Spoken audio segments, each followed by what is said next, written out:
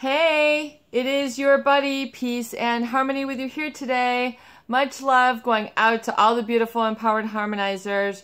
And we're zooming in and focusing in a little bit more in depth in terms of understanding the relationship dynamics and patterns that occur with a relationship with someone who is narcissistic, someone who is psychopathic.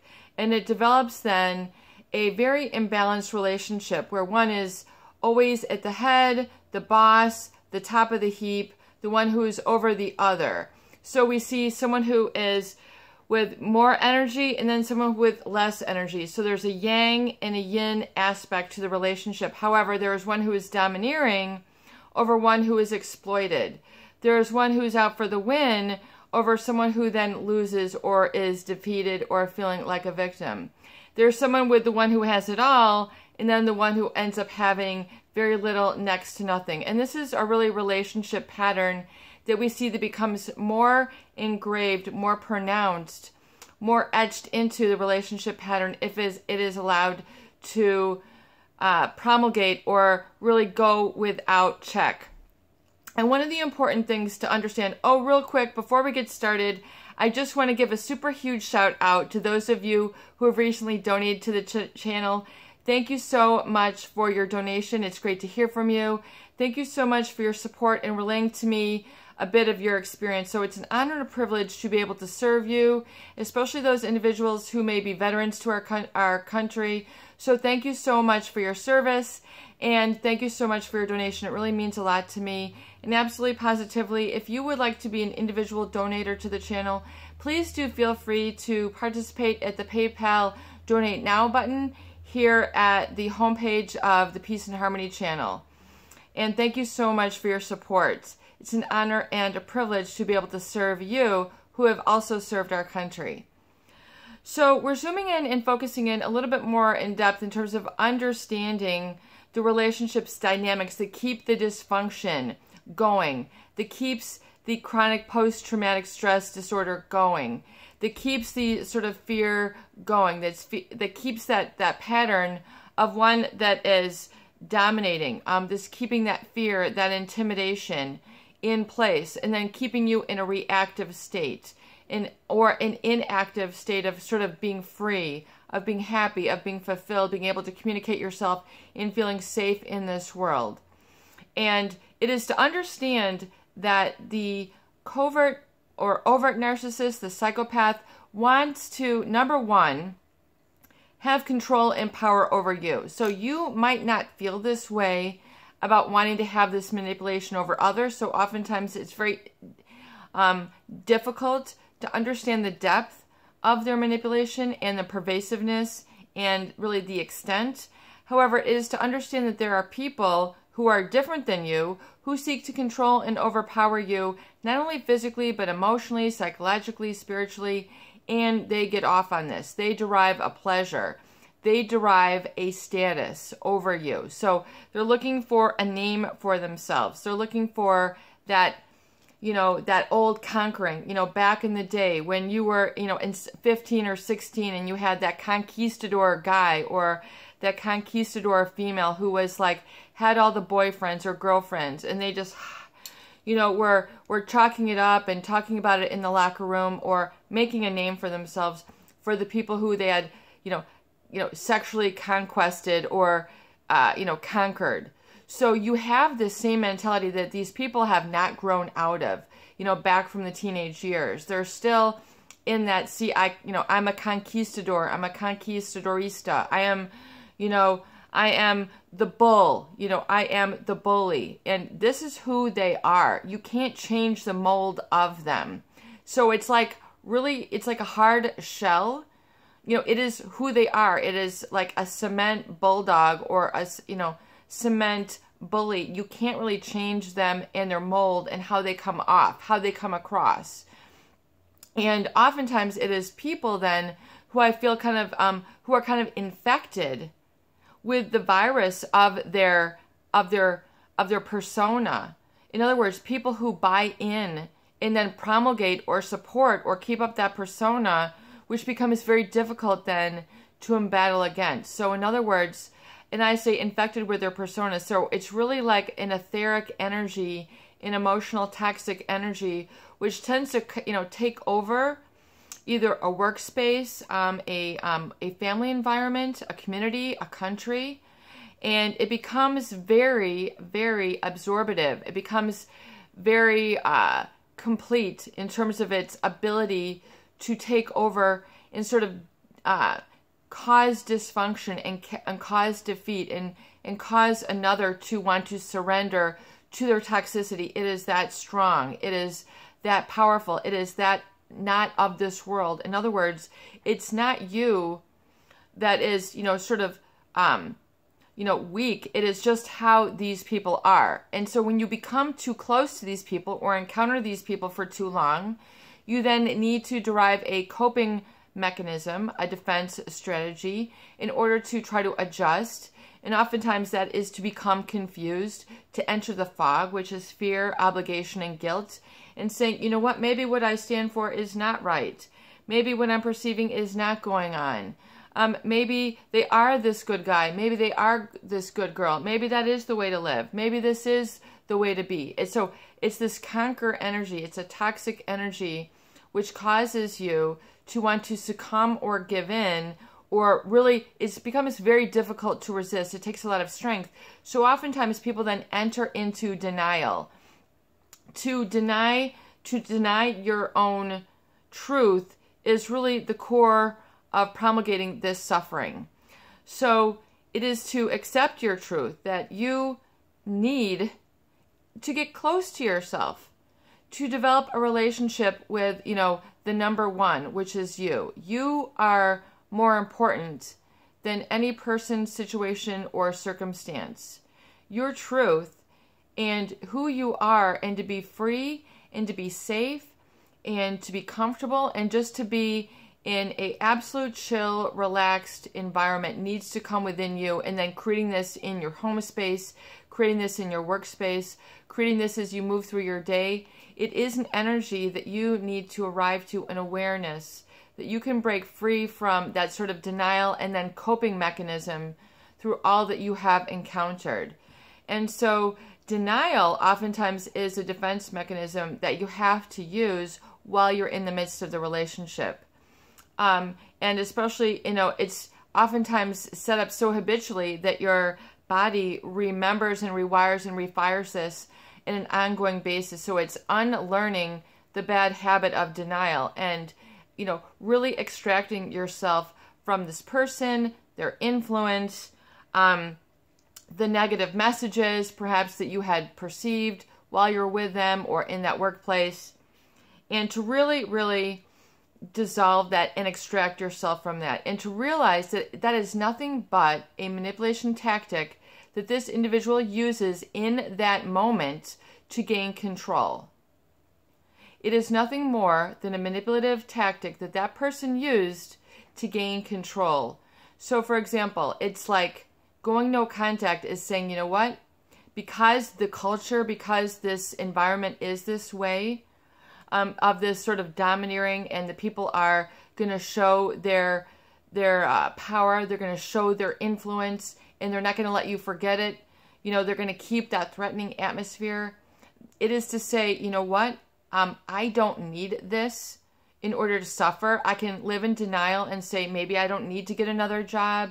Maybe I can put up with it. Maybe I should put up and shut up, or maybe I should just quiver in my boots, long enough that this is how the world is always going to be. So you then tend to rationalize, explain, and justify. Yet if you are so miserable, if you are so unhappy, if you are so distraught and are just putting up and shutting up and are constantly in a denial where you're having to repress your desire. I have a tickle on my nose. Sorry about that. It is to say the reality that I need when I get close to myself, if I could have really, the solution here, and for me to face the impossible would be, the solution is I need to get another job. I need to get out of here. I need to get another, relationship. I desire and seek another atmosphere. And yes, it is out there. The strength-based atmosphere is out there. The peaceful, functioning job is out there. The peaceful, functioning, safe relationship is out there. You have not experienced it yet, so it might seem impossible. You might have discounted it, or thought those good things would never happen to you, but unequivocally, it will, and it does. Once you stop the denial, once you stop that habit, those ruminating thoughts that rationalize, explain to yourself that you have to stay in this relationship, you have to stay in this marriage, you have to stay in this house, you have to stay in this area of the country, you have to stay in this area of the world, you have to keep this as your routine, you can never change. So all these sort of defeatist attitudes are the ones that are perpetuated by those situations which sought to imprint it and engrave it in the first place. So these are situations that you have learned. The fear is something you have learned. So it is important to unlearn it. You would learn to be afraid. You would learn to shut up. You would learn that you were less than. These are, if you read the book by Pete Walker, Complex PTSD, you'll understand that these are fight or flight mechanisms which the body just launches into in order to protect itself. So you've got this as part of being a human being, which is to enter into this sort of safe mode. It's kind of like, a computer. Again, I liken it to a computer. When it's infected with a virus, it begins to shut down, and then you can keep it in the safe mode. In other words, so it doesn't keep that virus from attacking it. Yes, there are people who want to take over. They want to take over your computer. They want to take over an environment. They want to take over a country, a culture, etc. There are people who are lethal in this way, who have no emotions, who want to exploit others. This is just how they got off. Step out of the way. Do not be a victim. Realize that this fear that is bubbling within you, or this denial pattern, which is to say, this is not really happening, I will never deserve better. Those are all the messages of denial. So I want you to understand how denial sounds like to you. Okay, so if I were to really understand denial, how denial really looks in my life is, in the privacy of this video, if I were to understand what denial looks like in my life, denial looks like, it looks like me never going for the job interview. It looks like me never taking time to think. It looks like me constantly being afraid. It looks like me putting up and shutting up. It looks like me being underemployed. It looks like me being over-obligated. It looks like me being unhappy. It looks like me living in a place that I don't want to live in. It looks like me having a circle of friends which does not love and support me. It looks like me believing that things will never change. Denial looks like me staying in the same rut. Denial looks like me never stopping and thinking about what I really want, and believing that life could never, could deliver this actually. It's believing in miracles. So what does releasing denial look like? So it's important to understand what the voice of denial looks like, feels like, and sounds like. And then on the other hand, looking at what the release of denial would look like. It would look like me feeling safe. It would look like time for me to just be. It would look like time for me to get close to myself and understanding that I can experience the feeling states of safety, joy, laughter, bliss, good humor, being authentic, being able to take a walk, being able to eat healthy, being able to be gainfully employed, to have people who respect me, people who I respect, people who I look up to, and people who look up to me, and that is in a more balanced, equal playing field. It looks like me expanding my visions, feeding myself nurturing visions, looking through magazines, looking through websites that I find interesting, intriguing, learning a new skill, learning to do gardening or computer program, or a big one is designing a website, or learning how to invest, learning about how to grow my money, learning how to grow my creativity, learning how to grow my typing skills, learning how to, create a website or create writing, learning how to create audio, video, or music, learning how to create things out of wood or cement or paints or oils or fabrics, learning how to sew, learning how to build, learning how to fix cars. What does the release of denial look like? Who do I need to let go out of my life, and who do I need to let into my life? What are the stages of my releasing denial today? How can I enter into the cessation? How can I cease those negative habits? And what do the good habits look like? And even if it was a miracle, even if, God did exist, even if miracles did happen, even if bliss could occur, even if the miraculous could happen to my employment or my relationships or my routine or my feeling states or how I appear or, how I follow up on things in my life and the people that I include, if just the impossible were to occur, what would happen? Would I have a relationship where there was someone I could talk to on the phone? Would there be someone I can go out for coffee or lunch or dinner or drinks or dancing or a movie? Or, could I invite someone over, or could I go over to somebody's house? Could I go and belong to a church or a synagogue or a mosque where I feel safe and really honors my true expression? And do I believe in the scientific, or do I believe in the spiritual? How can I nurture those true core feelings of myself? And how can I get to know and get closer to myself? And how can I allow? So oftentimes denial is not allowing the truth to come through. The denial looks like me putting up and shutting up. Denial looks like me not being assertive. Denial looks like me not speaking up and kind of acknowledging and validating that core of me. So it's important to take time with that core or essence of you and allow yourself to listen and become close to and acknowledge and validate that experience and allow that to spill over into my life. To say, hey, I am a good person. I'm not as ugly as the narcissist or the psychopath has made me out to be.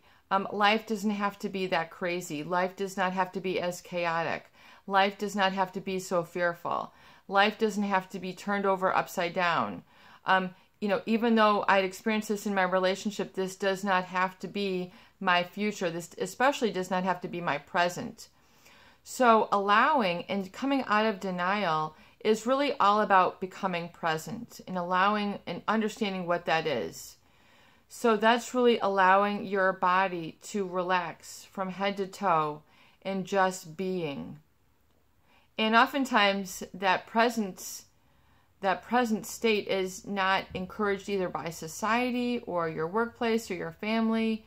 It's always go, go, go, go, go. Hurry, hurry, hurry, hurry, hurry. The faster the computer, the faster the phone, the more the apps. A lot of society does not really help reinforce the present moment. You're either trying to impress or control the future, or you're trying to, remember the past, or you're living in the past, oftentimes through trauma bonds or these intimidating or manipulative relationships that keep you stuck in the future and keep these negative feel states going and don't allow you into experiencing in the allow state. So it is being able to come into the present moment and just be and realize the peace and begin to value and find the value of that space where you're just allowing yourself to be and not always having to improve yourself, not always having to protect yourself, not always having to defend and justify yourself, but allowing yourself to be and get into this be state for as long as you can really tolerate it. It might be 2 minutes, it might be 5 minutes, then you can go to 10 and then 15. And then you can realize the refreshing feeling that comes from being in that be state. And then realizing that oftentimes this is where your solution is. Once you allow this state to become, experienced and then relearned and retrained into your body, then that you can then be present and then find the strength and security and solution really that emanates and manifests the good in your life from that positive B state. So it is then being able to then go with the flow from that and saying, you know, if the impossible were to happen, I would really love to. If miracles were true, I would really love to have. If I could have the impossible dream come true, it would be to have. It would be to become. It would be to feel. So just ask yourself these couple questions and see what comes up and what bubbles up from your subconscious mind, because that's where the treasure is hidden. That is what is underneath the denial. The good is what you're really trying to keep locked away in order to perpetuate these negative manipulative relationships. Let go and allow. And allow these answers to spring forth and allow yourself to write them down so you can get to be closer with yourself. You can get to know yourself and then see that this is the true you, the real you, and allow yourself to focus on that. And I allow this to be in my life. And I now allow this to be and come forth and manifest in my life. And allow yourself, give yourself those affirmations. I allow this, the good, to arrive in my life, and so it is.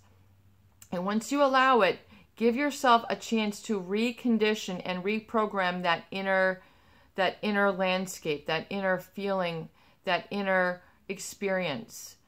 That's really what I call your internal real estate. That's where you open up new land, you open up new horizons, you open up new opportunity. You open up new being states, feel states, and new experiential states that allow you to actually manifest and create and have the universe help you.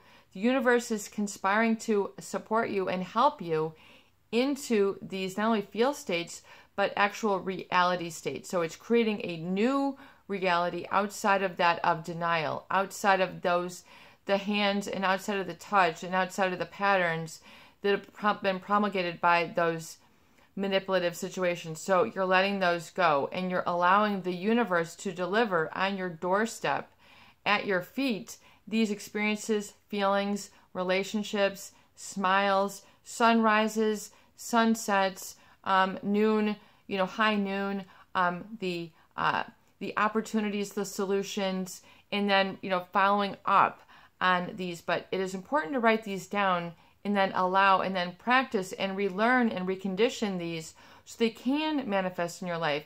You can experience the good life. You can experience the present. You can let go of the denial and allow your cup to be filled with the good, the positive, and the supported by a greater picture other than what is trying to keep you small from the past.